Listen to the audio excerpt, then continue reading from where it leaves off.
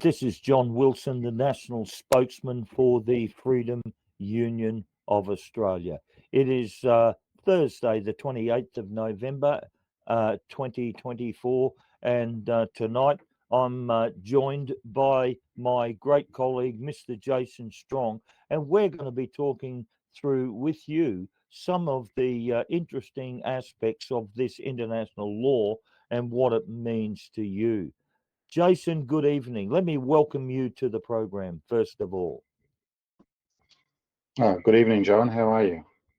Very well, thank you.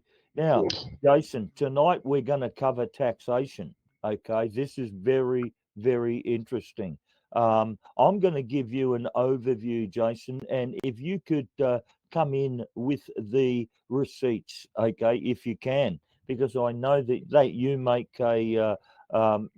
you've made almost a career out of international law, and you're very good at it. So, Jason, let me start off by saying this: that first of all, the relationship between the Australian people, the public, and this belligerent occupation, the Gov Corporation, the Albanese Gov Corporation, the relationship that we have with them changed dramatically on the 4th of March 2024.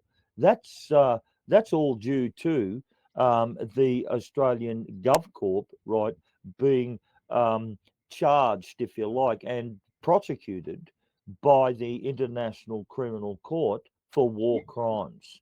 Now, the nature of those war crimes is related to what is going on in Gaza and Palestine with Israel and so on. And those war crimes that Australia is now being prosecuted for changes everything, doesn't it, Jason?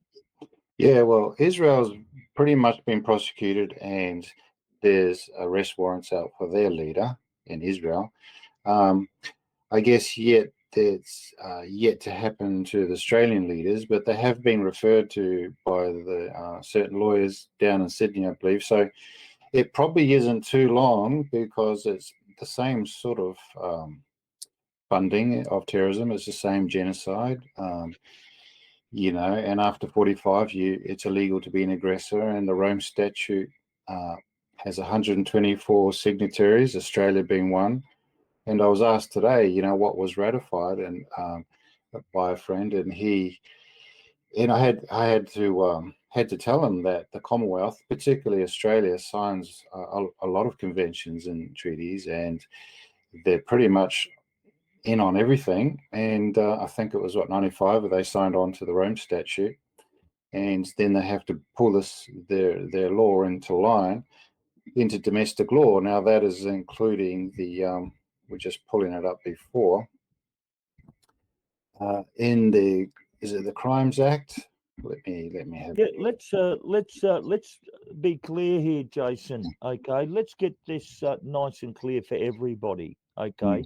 The laws that we speak about, right, are very, very real, okay, and they apply. These international laws apply. And if people can cast their minds back to the Franklin Dam and Tasmania and the big argument that went on there, whether it was state law overrode international law, well, that was settled. That was settled. International law takes precedence, it has a higher jurisdiction, and that argument's been settled here in Australia. Okay. So they are real, these laws. This ad's out.